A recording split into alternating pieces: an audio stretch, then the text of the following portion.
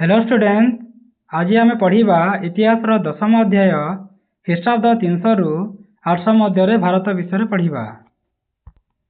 कुषाण मान राजत्व पर भारत में राजनीतिक अस्थिरता देखागला एवं यह केतेगुड़े छोट छोट राज्य विभक्त हो जाइथिला, किंतु गुप्त मान एक विशाल और शक्तिशाली साम्राज्य प्रतिष्ठा करि पारिथिले।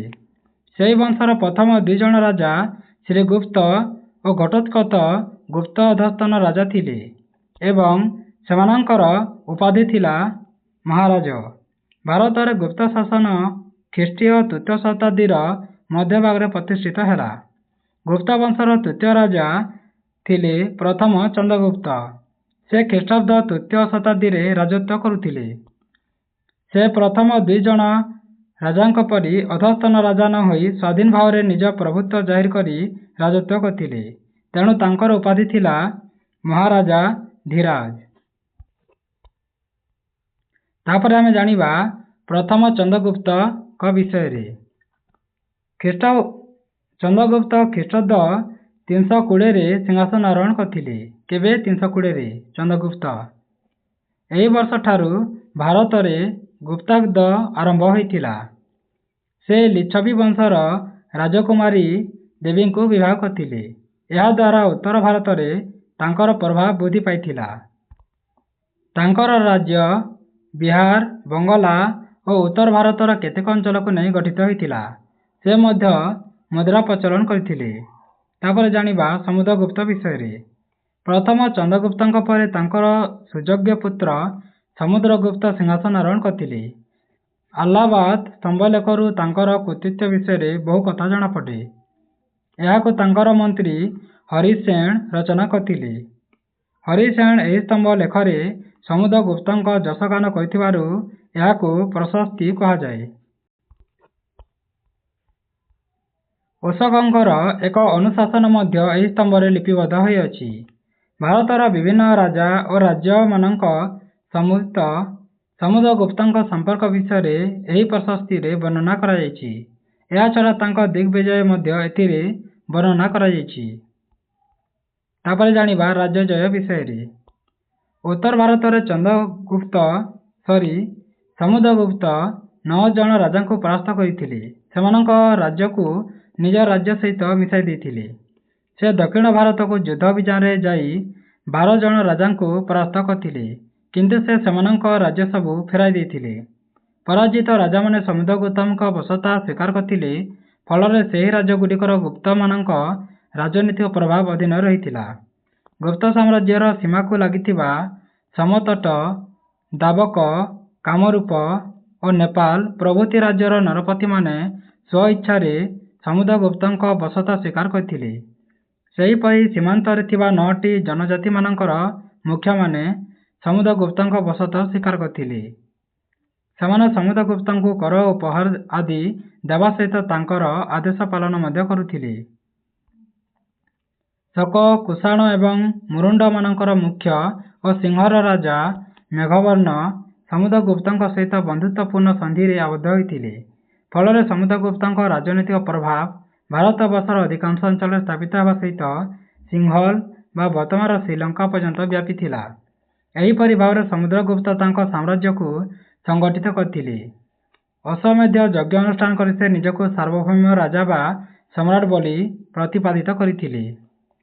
समुद्रगुप्त केवल जने राजजयी वीर नथिले। तांकर कविराज उपाधिरू जनापड़े जे से जने कवि मध्य थिले। संगीत प्रति तांकर अनुराग थिला।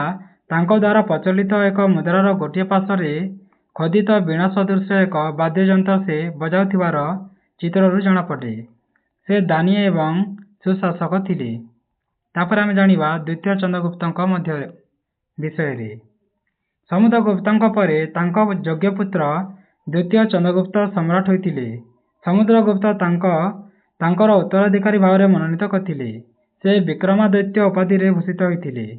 दाक्षिणात्यर शक्तिशाली बाकातक राजवंश सहित तांकर वैवाहिक संपर्क थिला। तांको कन्या प्रभावती गुप्ता बाकातक राजकुमार रुद्रदेवଙ୍କ सहित विवाह करथिले। से पश्चिम भारत में शकमानଙ୍କ विरोध में विजय अभियान चलाई पश्चिम मालव और सौराष्ट्र अधिकार करथिले। ଏହା ଫଳରେ ଗୁପ୍ତ ସାମ୍ରାଜ୍ୟ ଆରବ ସାଗର ପର୍ଯ୍ୟନ୍ତ ବିସ୍ତୃତ ଥିଲା। ତେଣୁ ଭାରତର ପଶ୍ଚିମ ଉପକୂଳରେ ଥିବା ବନ୍ଦର ଗୁପ୍ତ ସାମ୍ରାଜ୍ୟକୁ ଅଧୀନକୁ ଆସିଥିଲା। ଏହା ସେମାନଙ୍କର ନୌ ବାଣିଜ୍ୟକୁ ସାହାଯ୍ୟ କରିଥିଲା। ତାପରେ ଆମେ ଜାଣିବା ଚନ୍ଦ୍ରଗୁପ୍ତ ଜ୍ଞାନୀ ଓ ପଣ୍ଡିତମାନଙ୍କୁ ତାଙ୍କ ଦରବାରରେ ସ୍ଥାନ ଦେଇଥିଲେ। ତାଙ୍କ ଦରବାରରେ 9 ଜଣ ବିଖ୍ୟାତ ପଣ୍ଡିତ ଥିଲେ ବୋଲି ଅନେକ ମନେ କରିଥାନ୍ତି। ସେମାନେ ହେଲେ ବରାହ ମିହିର, ଅମର ସିଂ, କାଳିଦାସ, ଘଟକର୍ପର, ଧନ୍ୱନ୍ତରୀ, କ୍ଷପଣକ, ଶଙ୍କୁ, ବରରୁଚି, ବେତାଳ ଭଟ୍ଟ। ଏହି ପଣ୍ଡିତଗଣ ନବରତ୍ନ ନାମରେ ପରିଚିତ ଥିଲେ। ଏହି ପଣ୍ଡିତମାନେ ସଂସ୍କୃତ ଭାଷାରେ ଅନେକ ମୂଲ୍ୟବାନ ଗ୍ରନ୍ଥ ରଚନା କରିଥିଲେ। ତାଙ୍କ ରାଜତ୍ୱର ଅନ୍ୟ ଏକ ବିଶିଷ୍ଟ ଘଟଣା ହେଲା ଚୀନ ପରିବ୍ରାଜକ ଫା ସିଆଙ୍ଗ ବା ଫା ହିୟାନ ଭାରତ ଭ୍ରମଣ କରି ଆସିଥିଲେ ତାଙ୍କ ସମୟରେ। ତାପରେ ଜାଣିବା ଫା ସିଆଁ ବା ଫା ହିୟାନଙ୍କ ଭାରତ ଭ୍ରମଣ ବିଷୟରେ। ବୌଦ୍ଧ ଧର୍ମ ଭାରତରେ ଜନ୍ମ ନେଇ କାଳକ୍ରମେ ଭାରତ ବାହାରେ ଥିବା ବିଭିନ୍ନ ଦେଶକୁ ପ୍ରସାରିତ ହୋଇଥିଲା। ଚୀନ, ଜାପାନ, ନେପାଳ, ଶ୍ରୀଲଙ୍କା ପ୍ରଭୃତି ଦେଶମାନଙ୍କରେ ଏହି ଧର୍ମ ପ୍ରସାର ଲାଭ କରିଥିଲା। ବୌଦ୍ଧ ଧର୍ମ ବିଷୟରେ ଅଧିକ ଜାଣିବା ପାଇଁ ବହୁ ବିଦେଶୀ ପରିବ୍ରାଜକ ଭାରତ ଭ୍ରମଣରେ ଆସିଥିଲେ। ତନ୍ମଧ୍ୟରୁ ଫା ସିଆଁ ଅନ୍ୟତମ। ଫା ସିଆଁ ମଧ୍ୟ ଆସିଥିଲେ। ଫା ସିଆଁଙ୍କ ଭାରତ ଭ୍ରମଣ କାଳରେ ଦ୍ୱିତୀୟ ଚନ୍ଦ୍ରଗୁପ୍ତ ରାଜତ୍ୱ କରୁଥିଲେ। ସେ ଭାରତର ବିଭିନ୍ନ ସ୍ଥାନ ଭ୍ରମଣ କରି ଲୋକମାନଙ୍କର ସାମାଜିକ ଓ ଆର୍ଥିକ ବ୍ୟବସ୍ଥା ଏବଂ ଧର୍ମ ସମ୍ବନ୍ଧୀୟ ମୂଲ୍ୟବାନ ବିବରଣୀ ପ୍ରଦାନ କରିଥିଲେ। ମାତ୍ର ସେ ଗୁପ୍ତ ସମ୍ରାଟ ଚନ୍ଦ୍ରଗୁପ୍ତଙ୍କ ନାମ ଉଲ୍ଲେଖ କରିନାହାନ୍ତି। ଫା ସିଆଙ୍ଗ ବିବରଣୀରୁ ଜଣାପଡ଼େ ଯେ ଭାରତୀୟମାନେ ସେତେବେଳେ ଖୁସିରେ ଥିଲେ। ସେମାନେ ବିଭିନ୍ନ ସ୍ଥାନକୁ ଅବାଧରେ ଯାତାୟାତ କରିପାରୁଥିଲେ। ଲୋକମାନଙ୍କର ଆର୍ଥିକ ଅବସ୍ଥା ଭଲ ଥିଲା। ରାଜାମାନେ ସୁଶାସକ ଥିଲେ। ପ୍ରାଣଦଣ୍ଡର ବ୍ୟବସ୍ଥା ନଥିଲା। ଗୁରୁତର ଅପରାଧରେ କିମ୍ବା ବାରମ୍ବାର ବିଦ୍ରୋହ କଲେ ଅଙ୍ଗଚ୍ଛେଦ କରାଯାଉଥିଲା। ଦୋଷୀମାନେ ଅର୍ଥଦଣ୍ଡରେ ଦଣ୍ଡିତ ହେଉଥିଲେ। ଗ୍ରାମମାନଙ୍କ ସଂଖ୍ୟା ଅନେକ ଥିଲା। ରାଜା ଚାଷୀମାନଙ୍କଠାରୁ 1/4 ଫସଲକୁ କର ଆକାରରେ ଗ୍ରହଣ କରୁଥିଲେ। ଭାରତରେ ଅନେକ ଧର୍ମଶାଳା ଥିବା କଥା ସେ ମଧ୍ୟ କହିଛନ୍ତି। ଉଭୟ ବୌଦ୍ଧ ଧର୍ମାବଲମ୍ବୀ ଲୋକ ଓ ବ୍ରାହ୍ମଣମାନେ ଶାନ୍ତିପୂର୍ଣ୍ଣ ଭାବରେ ରହୁଥିଲେ। ଭ୍ରମଣ ଶେଷରେ ଜଳପଥରେ ସେ ସ୍ୱଦେଶ ପ୍ରତ୍ୟାବର୍ତ୍ତନ କରିଥିଲେ। ତାପରେ ଆମେ ଜାଣିବା ବୌଦ୍ଧ ଧର୍ମର ଅବନତି ଓ ବ୍ରାହ୍ମଣ ଧର୍ମର ପୁନରୁତ୍ଥାନ କିପରି ହୋଇଥିଲା। ଖ୍ରୀଷ୍ଟପୂର୍ବ 6ଠ ଶତାବ୍ଦୀ ଆରମ୍ଭ ହୋଇଥିଲା। ବୌଦ୍ଧ ଧର୍ମ ପରବର୍ତ୍ତୀ ସମୟରେ ଭାରତର ବିଭିନ୍ନ ସ୍ଥାନରେ ପ୍ରସାରିତ ହେବା ସହିତ ଶ୍ରୀଲଙ୍କା, ଚୀନ, ଜାପାନ, म्यांमार ଆଦି ଦେଶକୁ ପ୍ରସାରିତ ହୋଇଥିଲା। କିନ୍ତୁ ଗୁପ୍ତ ରାଜତ୍ୱ ସମୟରୁ ଏହି ଧର୍ମର କ୍ରମଶଃ ଅବନତି ହେବାକୁ ଲାଗିଥିଲା। ବ୍ରାହ୍ମଣ ଧର୍ମର ପୁନରୁତ୍ଥାନ ଯୋଗୁଁ ବୌଦ୍ଧ ଧର୍ମର ଅବନତି ଘଟିଲା। ଗୁପ୍ତ ରାଜାମାନେ 200 ବର୍ଷରୁ ଅଧିକ ସମୟ ପର୍ଯ୍ୟନ୍ତ ଶାସନ କରିଥିଲେ। ସେମାନେ ବ୍ରାହ୍ମଣ ଧର୍ମର ପୃଷ୍ଠପୋଷକ କରିଥିଲେ। ଅବଶ୍ୟ ଶେଷ ଆଡ଼କୁ ଅଳ୍ପ କେତେ ଜଣ ରାଜା ବୌଦ୍ଧ ଧର୍ମ ଗ୍ରହଣ କରିଥିଲେ।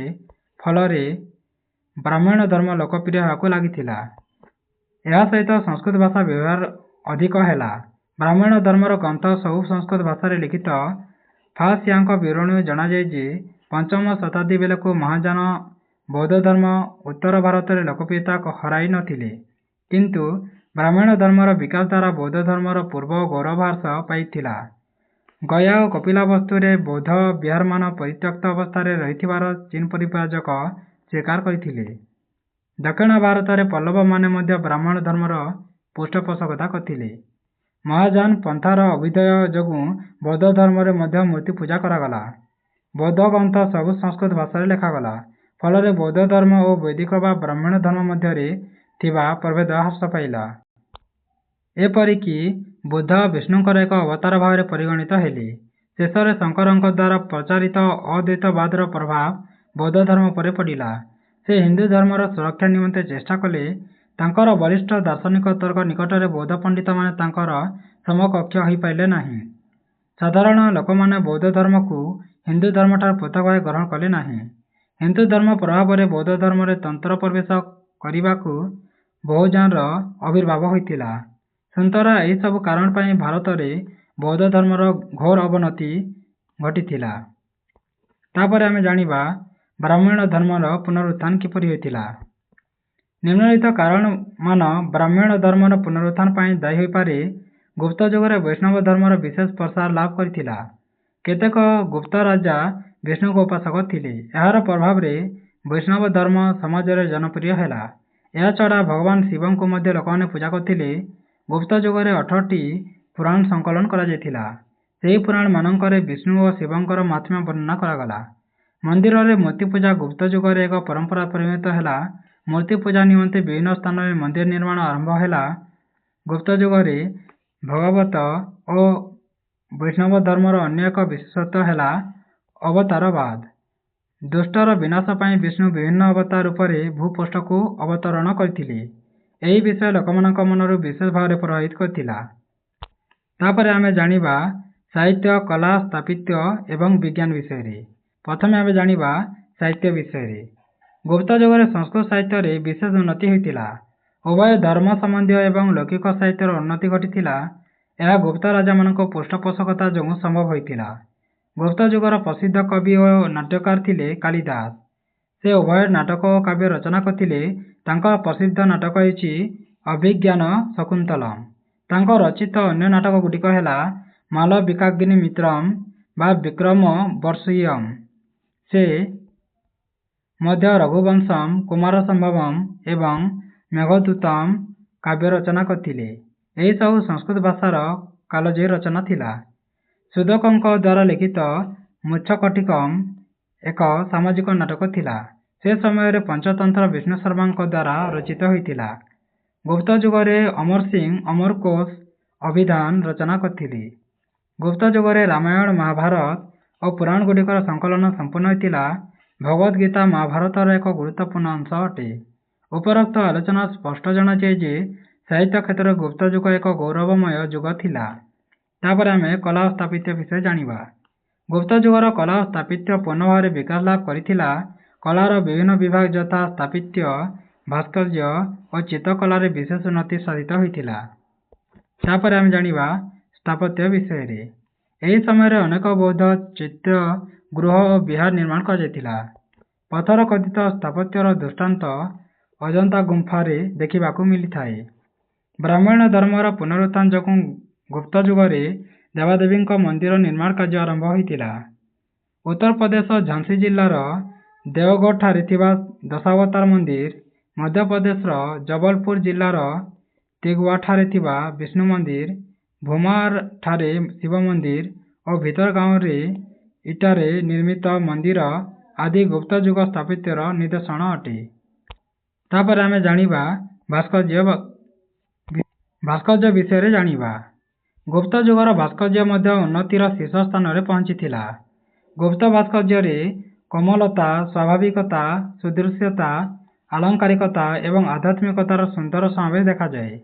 ଗୁପ୍ତ ଯୁଗର ଶ୍ରେଷ୍ଠ କଳାକୃତି ମଥୁରା ଓ ସାରନାଥଠାରେ ଦେଖିବାକୁ ମିଳେ। ସାରନାଥର ବୁଦ୍ଧ ମୂର୍ତ୍ତି ଭାରତୀୟ ଭାସ୍କର୍ଯ୍ୟର ଶ୍ରେଷ୍ଠ କୃତି ଭାବରେ ପରିଗଣିତ ହୋଇଅଛି। ମଧ୍ୟପ୍ରଦେଶର ଉଦୟଗିରିରେ ଥିବା ବରାହ ମୂର୍ତ୍ତି, ଦେଓଗଡ଼ରେ ଶେଷାଶୀ ବିଷ୍ଣୁ, ଅହିଚ୍ଛତ୍ରର ମାଟିର ମୂର୍ତ୍ତି ଓ କହୋର ମୁଖଲିଙ୍ଗ ଆଦି ଗୁପ୍ତ ମୂର୍ତ୍ତି କଳାର ଅନବଦ୍ୟ ସୃଷ୍ଟି ଅଛି।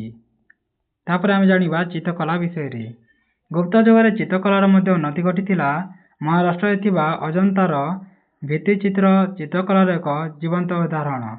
ଅଜନ୍ତା ଗୁମ୍ଫାରେ ଥିବା ଚିତ୍ର ସାରା ବିଶ୍ୱରେ ପରିଚିତ ଅଛି। ତାପରେ ଆମେ ବିଜ୍ଞାନ ବିଷୟରେ ଜାଣିବା। ଗୁପ୍ତ ଯୁଗରେ କେବଳ ସାହିତ୍ୟ ଓ କଳାର ଉନ୍ନତି ଘଟିନଥିଲା, ବିଜ୍ଞାନ କ୍ଷେତ୍ରରେ ମଧ୍ୟ ବିକାଶ ସାଧିତ ହୋଇଥିଲା। ଗଣିତ କ୍ଷେତ୍ରରେ ଦଶମିକ ପଦ୍ଧତି, ଶୂନ୍ୟର ପ୍ରଚଳନ ଆଦି ଗୁପ୍ତ ଯୁଗର ଅବଦାନ ଥିଲା। ଭାରତର ଅଙ୍କଲିଖନ ପଦ୍ଧତି ଆରବ ଦେଶରେ ଲୋକପ୍ରିୟ ହୋଇଥିଲା। ଏହି ପଦ୍ଧତି ୟୁରୋପକୁ ଯାଇଥିଲା। ପ୍ରଖ୍ୟାତ ଗଣିତ ବିଶାରଦ ଆର୍ଯ୍ୟଭଟ୍ଟ ବା ଆର୍ଯ୍ୟଭଟ୍ଟିୟମ୍ ପୁସ୍ତକ ରଚନା କରିଥିଲେ। ସେ ଗଣିତ ଓ ଜ୍ୟୋତିର୍ବିଜ୍ଞାନରେ ପାରଙ୍ଗମ ଥିଲେ। ତାଙ୍କର ଗାଣିତିକ ପଦ୍ଧତି ଦଶମିକ ଉପରେ ପ୍ରତିଷ୍ଠିତ ହୋଇଥିଲା। କାହାର ବେଳେ ଦଶମିକର କହିବ। ସେ ଗଣିତକୁ ଏକ ସ୍ୱତନ୍ତ୍ର ବିଷୟ ରୂପେ ପରିଗଣିତ କରିଥିଲେ। ତାଙ୍କ ମତରେ ପୃଥିବୀ ଏକ ଗ୍ରହ ଓ ନିଜ କକ୍ଷରେ ଘୁରୁଛି ବୋଲି ତାଙ୍କ ମତଦାନ ଥିଲା। ସେ ଯୁଗର ଆଉ ଜଣେ ଜ୍ୟୋତିର୍ବିଜ୍ଞାନୀ ହେଲେ ବରାହମିହିର। ସେ ବୃହତ୍ ସଂହିତା ରଚନା କରିଥିଲେ। ସେ ସିଦ୍ଧାନ୍ତିକାରେ ରୋମର ସିଦ୍ଧାନ୍ତ କଥା ଉଲ୍ଲେଖ କରିଥିଲେ। ଏଥିରେ ଗ୍ରୀକ୍ ପ୍ରଭାବ ପଡ଼ିଥିବା ଜଣାଯାଏ। ଚିକିତ୍ସା ଶାସ୍ତ୍ର ବିଶାରଦ ଆର୍ଯ୍ୟଭଟ୍ଟ ବା ବାଗଭଟ୍ଟ ଗୁପ୍ତ ଯୁଗରେ ଥିଲେ ବୋଲି ଅନେକ ବିଶ୍ୱାସ କରିଥାନ୍ତି। ତାପରେ ଆମେ ଜାଣିବା ଗୁପ୍ତ ଯୁଗର ଧାତୁ ଶିଳ୍ପ କ୍ଷେତ୍ରରେ ମଧ୍ୟ ଉନ୍ନତି ହୋଇଥିଲା। ଗୁପ୍ତ ଯୁଗର ଶିଳ୍ପୀମାନେ ସୁନ୍ଦର ସୁନ୍ଦର ଲୌହ ଓ କଂସା ମୂର୍ତ୍ତି ନିର୍ମାଣ କରିଥିଲେ। ଦିଲ୍ଲୀର ମେହରଅଲି ଠାରେ ଥିବା ଲୌହସ୍ତମ୍ଭ ଗୁପ୍ତ ଯୁଗର କୀର୍ତ୍ତି। ସବୁଠାରୁ ଆଶ୍ଚର୍ଯ୍ୟ ବିଷୟ ହେଉଛି ଯେ ଏଥିରେ ଏପର୍ଯ୍ୟନ୍ତ କଲଙ୍କି ଲାଗିନାହିଁ। ଏଥିରୁ ଗୁପ୍ତ ଯୁଗର ଧାତୁ ଶିଳ୍ପ ବିଦ୍ୟାର ନିପୁଣତା ଦେଖାଯାଏ। ନାଲନ୍ଦାରୁ ଏକ ବିଶାଳ ତାମ୍ର ନିର୍ମିତ ବୁଦ୍ଧ ମୂର୍ତ୍ତି ଉଦ୍ଧାର କରାଯାଇଥିଲା। ଏହାର ରଙ୍ଗ ଆଜି ପର୍ଯ୍ୟନ୍ତ ସତେଜ ହୋଇ ରହିଅଛି। ଉପରୋକ୍ତ ବର୍ଣ୍ଣନାରୁ ଜଣାପଡ଼ୁଛି ଯେ ଗୁପ୍ତ ଯୁଗ ଭାରତ ଇତିହାସର ଏକ ସୁବର୍ଣ୍ଣ ଯୁଗ ଅଟେ। ତାପରେ ଆମେ ଜାଣିବା ପଲ୍ଲବ ବଂଶ, ଚାଲୁକ୍ୟ ବଂଶ, ବର୍ଦ୍ଧନ ବଂଶ ଏବଂ ଜୁଆଂଜାଙ୍ଗ ଭାରତର ଭ୍ରମଣ ବିଷୟରେ। ପ୍ରଥମେ ଆମେ ଜାଣିବା ପଲ୍ଲବ ବଂଶ ବିଷୟରେ। ପଲ୍ଲବ ବଂଶ ଏକ ପ୍ରାଚୀନ ରାଜବଂଶ। ପଲ୍ଲବମାନେ ତାମିଲନାଡୁର କାଞ୍ଚି ଅଞ୍ଚଳରେ ରାଜତ୍ୱ କରୁଥିଲେ। ଚାଲୁକ୍ୟମାନଙ୍କ ପୂର୍ବରୁ ସେମାନେ ଦକ୍ଷିଣ ଭାରତରେ ଏକ ଶକ୍ତିଶାଳୀ ରାଜ୍ୟ ପ୍ରତିଷ୍ଠା କରିପାରିଥିଲେ। ସାତବାହନ ବଂଶର ପତନ ପରେ ଖ୍ରୀଷ୍ଟୀୟ ଷଷ୍ଠ ଶତାବ୍ଦୀର ଶେଷ ବେଳକୁ ପଲ୍ଲବ ରାଜ୍ୟ ପ୍ରତିଷ୍ଠା ହୋଇଥିଲା। ଏହି ବଂଶର ପ୍ରଥମ ରାଜା ସିଂହବିଷ୍ଣୁ ଶତ୍ରୁମାନଙ୍କୁ ପରାସ୍ତ କରି କୃଷ୍ଣା ନଦୀଠାରୁ କାବେରୀ ନଦୀ ପର୍ଯ୍ୟନ୍ତ ରାଜ୍ୟ ସ୍ଥାପନ କରିଥିଲେ। ତାପରେ ଆମେ ଦେଖିବା ପ୍ରଥମ ମହେନ୍ଦ୍ର ବର୍ମନଙ୍କ ବିଷୟରେ। ପଲ୍ଲବ ବଂଶର ପ୍ରଥମ ପରାକ୍ରମଶାଳୀ ରାଜା ହେଉଛନ୍ତି ପ୍ରଥମ ମହେନ୍ଦ୍ର ବର୍ମନ। ତାଙ୍କ ରାଜତ୍ୱ ସମୟରେ ପଲ୍ଲବ ଓ ଚାଲୁକ୍ୟମାନଙ୍କ ମଧ୍ୟରେ ଶତ୍ରୁତା ଆରମ୍ଭ ହୋଇଥିଲା, ଯାହା 100 ବର୍ଷରୁ ଅଧିକ ସମୟ ପର୍ଯ୍ୟନ୍ତ ଲାଗି ରହିଥିଲା। ଚାଲୁକ୍ୟ ରାଜା ଦ୍ୱିତୀୟ ପୁଲକେଶିନ ଓ ମହେନ୍ଦ୍ର ବର୍ମନଙ୍କ ମଧ୍ୟରେ ଯୁଦ୍ଧ ଆରମ୍ଭ ହୋଇଥିଲା। ମହେନ୍ଦ୍ର ବର୍ମନ ଏକାଧାରରେ ଯୋଦ୍ଧା, କବି ଓ ସଙ୍ଗୀତଜ୍ଞ ଥିଲେ। ତାପରେ ଆମେ ଜାଣିବା ପ୍ରଥମ ନରସିଂହ ବର୍ମନଙ୍କ ବିଷୟରେ। ପଲ୍ଲବ ବଂଶର ସର୍ବଶ୍ରେଷ୍ଠ ରାଜା ଥିଲେ ପ୍ରଥମ ନରସିଂହ ବର୍ମନ। ତାଙ୍କ ସମୟରେ ପଲ୍ଲବମାନଙ୍କର ରାଜନୈତିକ ଶକ୍ତି ଶୀର୍ଷ ସ୍ଥାନରେ ପହଞ୍ଚିଥିଲା। ସେ ଚାଲୁକ୍ୟ ରାଜା ଦ୍ୱିତୀୟ ପୁଲକେଶିନଙ୍କୁ ଯୁଦ୍ଧରେ ପରାସ୍ତ କରି ଚାଲୁକ୍ୟର ରାଜଧାନୀ ବାତାପିକୁ ଅଧିକାର କରିଥିଲେ। ସେଥିପାଇଁ ତାଙ୍କୁ ବାତାପି କୋଣ୍ଡା ନାମରେ ଅଭିହିତ କରାଯାଏ, ଯାହାର ଅର୍ଥ ଥିଲା ବାତାପିର ବିଜୟୀ। ପୁଲକେଶିନଙ୍କ ଯୁଦ୍ଧରେ ପରାସ୍ତ ହୋଇ ମୃତ୍ୟୁବରଣ କରିଥିଲେ। ସେ ମଧ୍ୟ ଚେର ଓ ଚୋଲମାନଙ୍କୁ ଯୁଦ୍ଧରେ ପରାସ୍ତ କରିଥିଲେ। ନରସିଂହ ବର୍ମନ ଶ୍ରୀଲଙ୍କା ବିରୁଦ୍ଧରେ ନୌସେନା ପଠାଇଥିଲେ। ଏଥିରେ ସେ ବିଶେଷ ସଫଳତା ପାଇଥିଲେ। ନବମ ଶତାବ୍ଦୀର ଶେଷ ଭାଗରେ ଚୋଲମାନେ ପଲ୍ଲବ ରାଜ୍ୟକୁ ଧ୍ୱଂସ କରିଦେଇଥିଲେ। ତାପରେ ଆମେ ଜାଣିବା ସଂସ୍କୃତିର ବିକାଶ ବିଷୟରେ। ଦକ୍ଷିଣ ଭାରତର ସାଂସ୍କୃତିକ ଇତିହାସରେ ପଲ୍ଲବମାନଙ୍କ ଅବଦାନ ଅତୁଳନୀୟ ଥିଲା। ସେ ସମୟରେ ସଂସ୍କୃତ ଭାଷାକୁ ଯଥେଷ୍ଟ ସମ୍ମାନ ଦିଆଯାଉଥିଲା। ସେମାନଙ୍କର ବହୁ ଶିଳାଲେଖ ସଂସ୍କୃତ ଭାଷାରେ ଲେଖାଯାଇଥିଲା। ଭାରବୀ ଓ ଦଣ୍ଡିଙ୍କ ପରି ମହାନ ପଣ୍ଡିତ ପଲ୍ଲବ ରାଜଦରବାରରେ ଥିଲେ। ଭାରବୀଙ୍କ କିରାତର୍ଜୁନୀୟମ୍ ଏବଂ ଦଶକୁମାର ଚରିତମ୍ ସଂସ୍କୃତ ଭାଷାର ଦୁଇଟି ସୁବିଦିତ ଗ୍ରନ୍ଥ ଥିଲା। କାଞ୍ଚି ସଂସ୍କୃତି ଓ ଶିକ୍ଷାର ଏକ ଶ୍ରେଷ୍ଠ କେନ୍ଦ୍ର ଥିଲା। ରାଜା ପ୍ରଥମ ମହେନ୍ଦ୍ର ବର୍ମନଙ୍କ ଦ୍ୱାରା ରଚିତ ମତ ବିଳାସ ପ୍ରହସନ ଏକ ସାମାଜିକ ନାଟକ ଥିଲା। ଧର୍ମ କ୍ଷେତ୍ରରେ ଭକ୍ତି ଆନ୍ଦୋଳନ ବୈଷ୍ଣବ ଓ ଶୈବ ସନ୍ଥମାନଙ୍କ ଦ୍ୱାରା ପ୍ରଥମେ ପଲ୍ଲବ ରାଜ୍ୟରେ ଆରମ୍ଭ ହୋଇଥିଲା। ଏହି ସମୟରେ ଦକ୍ଷିଣ ଭାରତରେ ଆର୍ଯ୍ୟ ସଂସ୍କୃତିର ପ୍ରସାର ସମ୍ପୂର୍ଣ୍ଣ ହୋଇଥିଲା। କାଞ୍ଚି ବିଶ୍ୱବିଦ୍ୟାଳୟ ଆର୍ଯ୍ୟ ସଂସ୍କୃତି ପ୍ରସାରର କେନ୍ଦ୍ର ଥିଲା। ପଲ୍ଲବ ରାଜାମାନେ ସବୁ ଧର୍ମ ପ୍ରତି ସମ୍ମାନ ପ୍ରଦର୍ଶନ କରିଥିଲେ। ଚୀନ ପରିବ୍ରାଜକ ଜୁଆଂଜାଙ୍ଗ ପଲ୍ଲବ ରାଜ୍ୟ ଭ୍ରମଣ କରି ତାଙ୍କ ବିବରଣୀରେ କାଞ୍ଚିପୁରମ୍ ସମ୍ବନ୍ଧରେ ଉଲ୍ଲେଖ କରିଥିଲେ। ପଲ୍ଲବମାନଙ୍କ ରାଜତ୍ୱ ସମୟରେ କଲା ଓ ସ୍ଥାପତ୍ୟର ବିକାଶ ଘଟିଥିଲା। ଉଭୟ ଶିବ ଓ ବିଷ୍ଣୁ ମନ୍ଦିରମାନ ନିର୍ମାଣ କରାଯାଇଥିଲା। ମହାବଲୀପୁରମଠାରେ ବିରାଟ ପଥର କାଟି କେତେଗୁଡ଼ିଏ ମନ୍ଦିର ନିର୍ମାଣ କରାଯାଇଥିଲା। ସେଗୁଡ଼ିକୁ ରଥ କୁହାଯାଉଥିଲା। ମହାବଲୀପୁରମ ପାଣ୍ଡବ ରଥ ଓ ସମୁଦ୍ର ତଟ ମନ୍ଦିର ପଲ୍ଲବ ମନ୍ଦିରମାନଙ୍କ ମଧ୍ୟରେ ବିଖ୍ୟାତ ଥିଲା। ଏହାଛଡ଼ା କାଞ୍ଚିପୁରମର କୈଳାସନାଥ ମନ୍ଦିର ପଲ୍ଲବମାନଙ୍କର କୀର୍ତ୍ତି ଥିଲା। ତାପରେ ଆମେ ଜାଣିବା ଚାଲୁକ୍ୟ ବଂଶ ବିଷୟରେ। ବିନ୍ଧ୍ୟ ପର୍ବତମାଳାରୁ ତୁଙ୍ଗଭଦ୍ରା ନଦୀ ପର୍ଯ୍ୟନ୍ତ ଅଞ୍ଚଳକୁ ଦାକ୍ଷିଣାତ୍ୟ କୁହାଯାଏ। ଏହି ଅଞ୍ଚଳରେ ସାତବାହନମାନଙ୍କ ପତନ ପରେ ବାଗାତକମାନେ ଏକ ଶକ୍ତିଶାଳୀ ରାଷ୍ଟ୍ର ସ୍ଥାପନ କରିବା ପାଇଁ ଉଦ୍ୟମ କରିଥିଲେ, କିନ୍ତୁ ସେମାନେ ବେଶୀ ଦିନ ପର୍ଯ୍ୟନ୍ତ ଶାସନ କରିପାରିନଥିଲେ। ତାପରେ ଚାଲୁକ୍ୟମାନେ ଦାକ୍ଷିଣାତ୍ୟରେ ଏକ ଶକ୍ତିଶାଳୀ ରାଷ୍ଟ୍ର ନିର୍ମାଣ କରିବାରେ ସଫଳ ହୋଇଥିଲେ। ମୁଖ୍ୟତଃ କୃଷ୍ଣା ଓ ତୁଙ୍ଗଭଦ୍ରା ନଦୀ ମଧ୍ୟରେ ଥିବା ରାୟଚୁରର ଉର୍ବର ଅଞ୍ଚଳରେ ଚାଲୁକ୍ୟମାନେ ନିଜର ଆଧିପତ୍ୟ ବିସ୍ତାର କରିବା ପାଇଁ ସବୁବେଳେ ଉଦ୍ୟମ କରୁଥିଲେ। ତାପରେ ଆମେ ଜାଣିବା ଦ୍ୱିତୀୟ ପୁଲକେଶିନଙ୍କ ବିଷୟରେ। ଚାଲୁକ୍ୟ ରାଜାମାନଙ୍କ ମଧ୍ୟରେ ଦ୍ୱିତୀୟ ପୁଲକେଶିନ ସର୍ବଶ୍ରେଷ୍ଠ ରାଜା ଥିଲେ। ସେ ହର୍ଷବର୍ଦ୍ଧନଙ୍କର ସମସାମୟିକ ଥିଲେ। ଜୈନ କବି ରବି କୀର୍ତ୍ତିଙ୍କ ଦ୍ୱାରା ରଚିତ ଅହିହୋଲ ଶିଳାଲେଖରୁ ପୁଲକେଶୀଙ୍କ ରାଜତ୍ୱ ସମ୍ବନ୍ଧରେ ଅନେକ କଥା ଜଣାପଡ଼େ। ହର୍ଷବର୍ଦ୍ଧନ ଦକ୍ଷିଣ ଭାରତରେ ଅଭିଯାନରେ ଆସିଥିବା ବେଳେ ନର୍ମଦା ନଦୀ କୂଳରେ ପୁଲକେଶୀଙ୍କ ଦ୍ୱାରା ଯୁଦ୍ଧରେ ପରାଜିତ ହୋଇ ସ୍ୱଦେଶ ପ୍ରତ୍ୟାବର୍ତ୍ତନ କରିଥିଲେ। ହର୍ଷବର୍ଦ୍ଧନଙ୍କୁ ପରାସ୍ତ କରି ଚାଲୁକ୍ୟ ରାଜା ପୁଲକେଶୀନ ଦକ୍ଷିଣପଥ ସ୍ୱାମୀ ଉପାଧିରେ ଭୂଷିତ ହୋଇଥିଲେ। ସେ ମଧ୍ୟ ପଲ୍ଲବ ରାଜା ପ୍ରଥମ ମହେନ୍ଦ୍ରବର୍ମନଙ୍କୁ ଯୁଦ୍ଧରେ ପରାସ୍ତ କରିଥିଲେ। ତାଙ୍କ ସମୟରେ ଚାଲୁକ୍ୟ ରାଜ୍ୟର ସୀମା ପଶ୍ଚିମରେ ଆରବ ସାଗର ଦକ୍ଷିଣରେ ଅଧୁନା କର୍ଣ୍ଣାଟକ ପର୍ଯ୍ୟନ୍ତ ବିସ୍ତୃତ ଥିଲା। କିନ୍ତୁ ତାଙ୍କର ଏହି ସଫଳତା ବେଶୀ ଦିନ ରହିଲା ନାହିଁ। ପଲ୍ଲବ ମହେନ୍ଦ୍ରବର୍ମନଙ୍କ ପରେ ପ୍ରଥମ ନରସିଂହବର୍ମନ ପୁଲକେଶୀଙ୍କୁ ଯୁଦ୍ଧରେ ପରାସ୍ତ କରିଥିଲେ। ଚାଲୁକ୍ୟ ରାଜଧାନୀ ବାତାପିକୁ ପଲ୍ଲବମାନେ ଅଧିକାର କରିଥିଲେ। କିଛି ବର୍ଷ ପରେ ପ୍ରଥମ ବିକ୍ରମାଦିତ୍ୟ ଚାଲୁକ୍ୟ ରାଜ୍ୟର ପୂର୍ବ ଗୌରବ ଫେରାଇ ଆଣିବାରେ ସକ୍ଷମ ହୋଇଥିଲେ ଏବଂ ରାଜଧାନୀ ବାତାପିକୁ ପୁନଃ ଅଧିକାର କରିଥିଲେ। ଅଷ୍ଟମ ଶତାବ୍ଦୀର ମଧ୍ୟଭାଗ ବେଳକୁ ଚାଲୁକ୍ୟ ରାଜ୍ୟର ପତନ ଘଟିଥିଲା ଓ ଚାଲୁକ୍ୟ ରାଜ୍ୟର ରାଜଧାନୀ ବାତାପି ବା ବାଦାମୀ ବର୍ତ୍ତମାନ କର୍ଣ୍ଣାଟକ ରାଜ୍ୟରେ ଅବସ୍ଥିତ ଅଛି। ତାପରେ ଆମେ ଜାଣିବା ସାଂସ୍କୃତିକ ବିକାଶ ବିଷୟରେ। ରାଜଧାନୀ ବାତାପି ଏକ ସମୃଦ୍ଧିଶାଳୀ ସହର ଥିଲା। ବାଣିଜ୍ୟଗତ ସମ୍ପର୍କ ଯୋଗୁଁ ଚାଲୁକ୍ୟର ଅର୍ଥନୈତିକ ଉନ୍ନତି ଘଟିଥିଲା। ଇରାନ, ଆରବ ସାଗର ଓ ଲୋହିତ ସାଗରସ୍ଥିତ ବିଭିନ୍ନ ବନ୍ଦର ସହିତ ଚାଲୁକ୍ୟ ବଣିକମାନେ ବ୍ୟବସାୟ ପାଇଁ ଯାଉଥିଲେ। ଦ୍ୱିତୀୟ ପୁଲକେଶୀନ ପାରସ୍ୟ ରାଜା ଦ୍ୱିତୀୟ ଖୁସ୍ରୋଙ୍କ ପାଖକୁ ଦୂତ ପଠାଇଥିଲେ। ଜ୍ୱାଙ୍ଗ୍ଜାଙ୍କ ବିବରଣୀରୁ ଜଣାଯାଏ ଯେ ସେ ବଡ଼ ପ୍ରତାପଶାଳୀ ରାଜା ଥିଲେ। ପାହାଡ଼ ଖୋଲି ମନ୍ଦିର ଚାଲୁକ୍ୟ ରାଜ୍ୟରେ ନିର୍ମାଣ କରାଯାଇଥିଲା। ବାତାପି ବା ବାଦାମୀରେ ଥିବା ବିଭିନ୍ନ ମନ୍ଦିରରେ ବିଷ୍ଣୁ, ବ୍ରହ୍ମା ଓ ଶିବଙ୍କ ଅତି କମନୀୟ ମୂର୍ତ୍ତି ଦେଖିବାକୁ ମିଳେ। ଏହି ସମୟରେ ଅଜନ୍ତାର ଚୈତ୍ୟଗୃହଗୁଡ଼ିକ ପାହାଡ଼ରେ ଖୋଦିତ ହୋଇଥିଲା।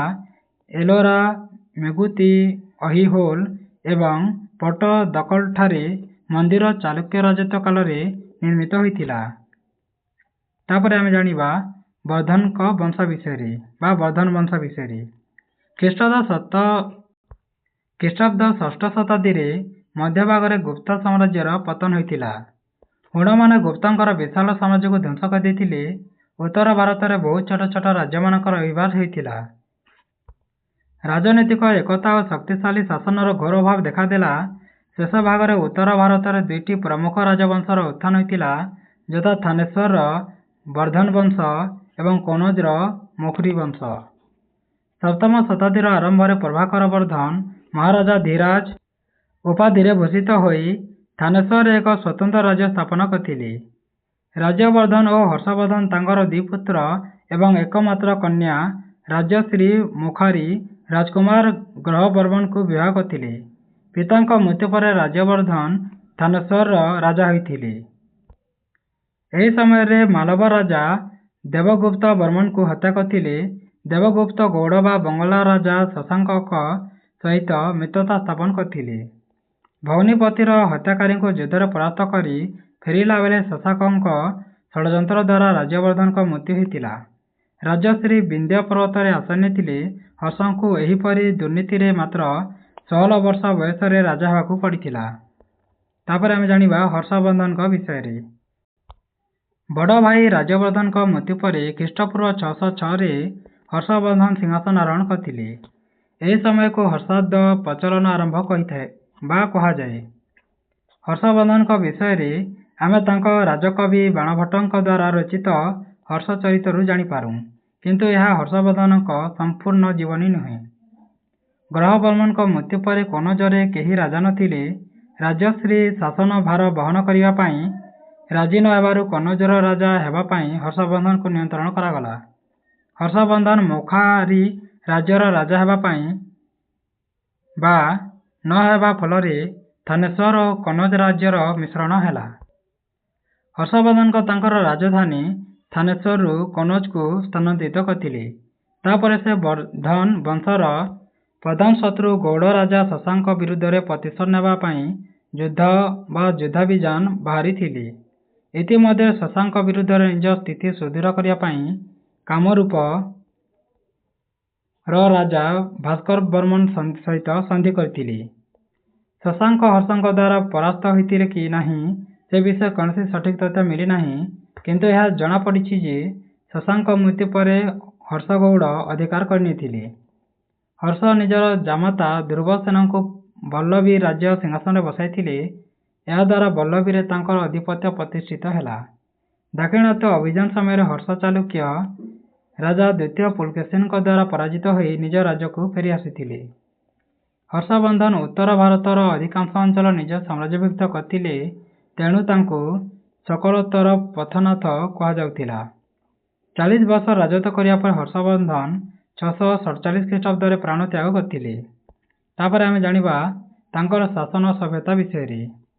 ହର୍ଷବର୍ଦ୍ଧନ ଗୁପ୍ତ ଶାସନ ବ୍ୟବସ୍ଥାକୁ ସାମାନ୍ୟ ପରିବର୍ତ୍ତନ କରି ନିଜ ସାମ୍ରାଜ୍ୟର ପ୍ରଚଳନ କରିଥିଲେ।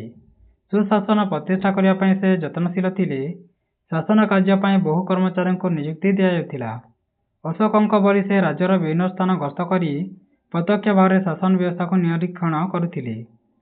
ଉତ୍ପନ୍ନ ଶସ୍ୟର ଏକ ଷଷ୍ଠାଂଶ କର ରାଜା ଆଦାୟ କରୁଥିଲେ।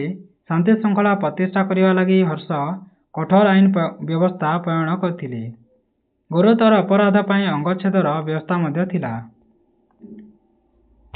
ତାପରେ ଆମେ ଧର୍ମ ବିଷୟରେ ଜାଣିବା। ହର୍ଷବର୍ଦ୍ଧନଙ୍କ ଉଭୟ ହିନ୍ଦୁ ଓ ବୌଦ୍ଧ ଧର୍ମରେ ବିଶ୍ୱାସ କରିଥିଲେ।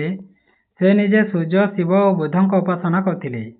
ଜୀବନର ଶେଷ ବେଳକୁ ସେ ବୌଦ୍ଧ ଧର୍ମ ପ୍ରତି ଆକୃଷ୍ଟ ହୋଇଥିଲେ। ଚୀନ ପରିବ୍ରାଜକ ଜୁଆଂଜାଂଙ୍କୁ ସମ୍ମାନ ଦେବା ପାଇଁ ସେ ରାଜଧାନୀ କନୌଜରେ ଏକ ବିରାଟ ଧର୍ମସଭା ଆୟୋଜନ କରିଥିଲେ। ହର୍ଷ ପ୍ରତି 5 ବର୍ଷରେ ପ୍ରୟାଗ ବା ଆହ୍ଲାବାଦଠାରେ ଏକ ଧର୍ମ ଉତ୍ସବ ପାଳନ କରିଥିଲେ। ସେହି ଉତ୍ସବରେ ସେ ରାଜ୍ୟର ସମସ୍ତ ସଞ୍ଚିତ ଧନକୁ ଲୋକମାନଙ୍କୁ ଦାନ କରିଥିଲେ। ହର୍ଷଙ୍କ ସମୟରେ ମହାଯାନ ବୌଦ୍ଧ ଧର୍ମର ବିଶେଷ ପ୍ରସାର ହୋଇଥିଲା। ହର୍ଷବର୍ଦ୍ଧନଙ୍କର ସାହିତ୍ୟ ପ୍ରତି ରୁଚି ଥିଲା। ନାଗାନନ୍ଦ, ରତ୍ନାବଳୀ ଏବଂ ପ୍ରିୟଦର୍ଶିନୀ ସଂସ୍କୃତ ନାଟକଗୁଡ଼ିକର ରଚୟିତା ହର୍ଷ କନୌଜ ରାଜା ହର୍ଷବର୍ଦ୍ଧନ ବୋଲି ଅନେକ ବିଶ୍ୱାସ କରନ୍ତି। କବି ବାଣଭଟ୍ଟ ତାଙ୍କ ରାଜସଭା ମଣ୍ଡନ କରିଥିଲେ। ହର୍ଷଚରିତ ବ୍ୟତୀତ ସେ କାଦମ୍ବରୀ ରଚନା କରିଥିଲେ। ତାପରେ ଆମେ ଜାଣିବା ଜୁଆଂଜାଂଙ୍କ ଭାରତ ଭ୍ରମଣ ବିଷୟରେ।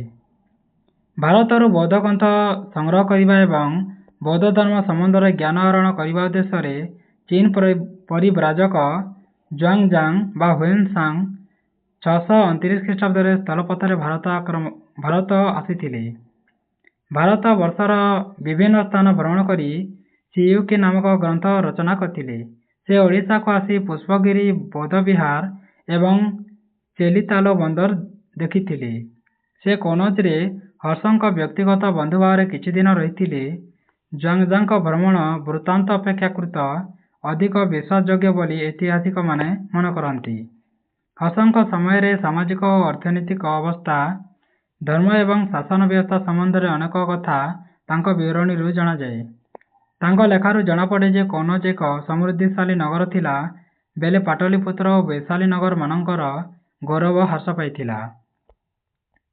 ତାପରେ ଆମେ ଜାଣିବା ଜୁଆଂଜାଂ ବିବରଣୀରୁ ଜଣାଯାଏ ଯେ ଲୋକମାନଙ୍କର ଜୀବନ ସରଳ ଥିଲା। ଅଧିକାଂଶ ଲୋକ ନିରାମିଷ ଖାଦ୍ୟ ଖାଇବାକୁ ଭଲ ପାଉଥିଲେ। କଠୋର ଜାତି ପ୍ରଥା ଅବଲମ୍ବନ ଥିଲା। ଶୂଦ୍ରମାନଙ୍କୁ କୃଷକ ଜାତିର ଲୋକ ବୋଲି କହିଛନ୍ତି। ସେ ବୌଦ୍ଧ ଧର୍ମ ସମ୍ପର୍କୀୟ ବିଶଦ ବର୍ଣ୍ଣନା ମଧ୍ୟ କରିଛନ୍ତି। ବୌଦ୍ଧ ଧର୍ମର 18ଟି ଶାଖା ଥିଲା ବୋଲି ତାଙ୍କ ବିବରଣୀରୁ ଜଣାଯାଏ। କେତୋଟି ବେଳେ 18ଟି।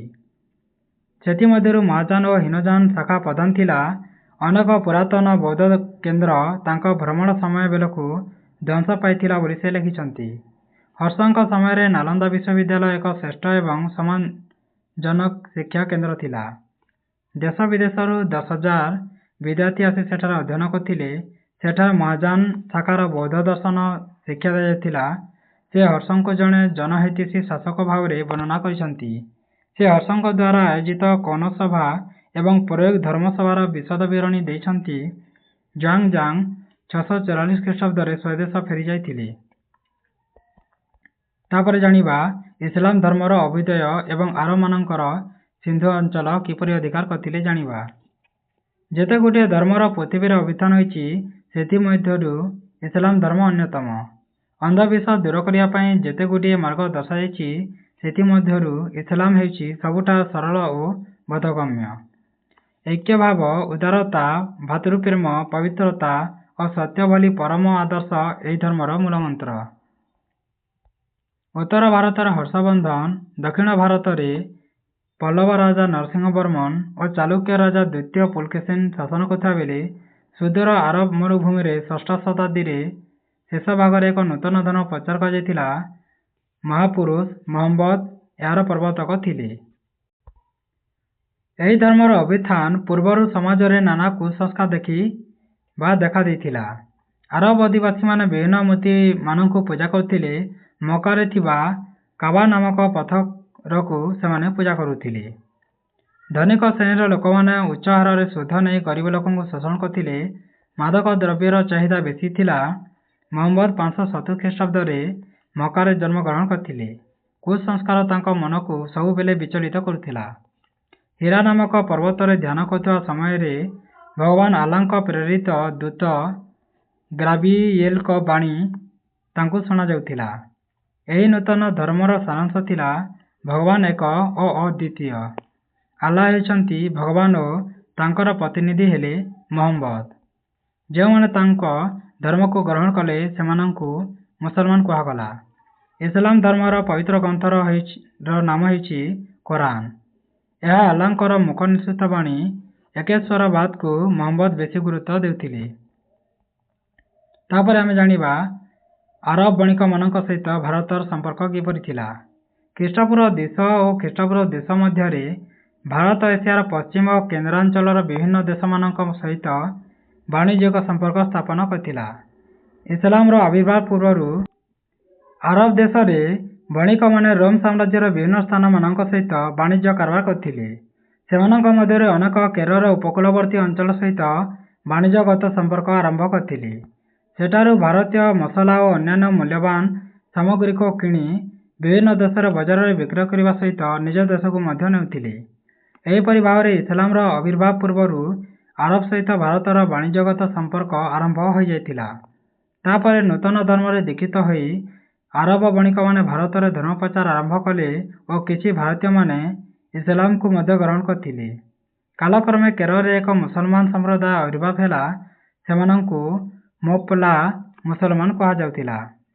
ଆରବ ବଣିକମାନେ ତାଙ୍କ ସାମ୍ରାଜ୍ୟର ବିଭିନ୍ନ ସ୍ଥାନରେ ବାଣିଜ୍ୟ ମେଳା ଆୟୋଜନ କରୁଥିଲେ। ଭାରତର ଓ ଭାରତ ବାହାରୁ ଅନେକ ସାମଗ୍ରୀ ଆସି ସେଠାରେ ବିକ୍ରି ହେଉଥିଲା। ତାପରେ ଆମେ ଜାଣିବା ଆରବୀୟମାନଙ୍କର ସିନ୍ଧୁ ଅଞ୍ଚଳ ଅଧିକାର କରିଥିଲେ କିପରି। ମହମ୍ମଦଙ୍କ ମୃତ୍ୟୁ ପରେ ତାଙ୍କର ଉତ୍ତରାଧିକାରୀ ବା ଖଲିଫାମାନେ ରାଜ୍ୟ ବିସ୍ତାର ପାଇଁ ଚେଷ୍ଟା କଲେ।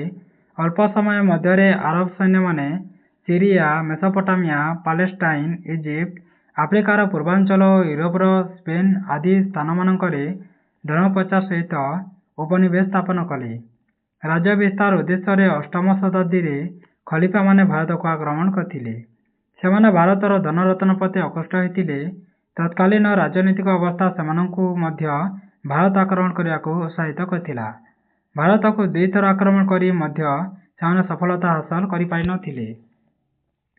ତାପରେ ଜାଣିବା ଶେଷରେ 712 ଖ୍ରୀଷ୍ଟାବ୍ଦରେ ଖଲିଫାଙ୍କ ଆଦେଶକ୍ରମେ ମହମ୍ମଦ ବିନ୍ କାସିମ ନାମକ ଏକ ଆକ୍ରମଣକାରୀ ବହୁ ସଂଖ୍ୟକ ସୈନ୍ୟ ନେଇ ସିନ୍ଧୁ ପ୍ରଦେଶରେ ପ୍ରବେଶ କରିଥିଲେ। ସ୍ଥାନୀୟ ରାଜାଙ୍କ ପ୍ରତି ପ୍ରଜାମାନଙ୍କ ଅସନ୍ତୋଷ ଏବଂ ଅନ୍ତର୍ଦ୍ୱନ୍ଦ୍ୱ ଆଦି କାରଣ ଯୋଗୁଁ ମହମ୍ମଦ ବିନ୍ କାସିମ ଅତି ସହଜରେ ସିନ୍ଧୁ ଓ ପଞ୍ଜାବର କେତେକ ସ୍ଥାନ ଅଧିକାର କରିଥିଲେ। ଏହା ସତ୍ତ୍ୱେ ଖଲିଫାଙ୍କ ଆଦେଶରେ ତାଙ୍କୁ ମୃତ୍ୟୁଦଣ୍ଡ ଦିଆଯାଇଥିଲା। ତେଣୁ ଆରବମାନେ ଭାରତରେ ଇସଲାମ ରାଷ୍ଟ୍ର ନିର୍ମାଣ କରିପାରିନଥିଲେ।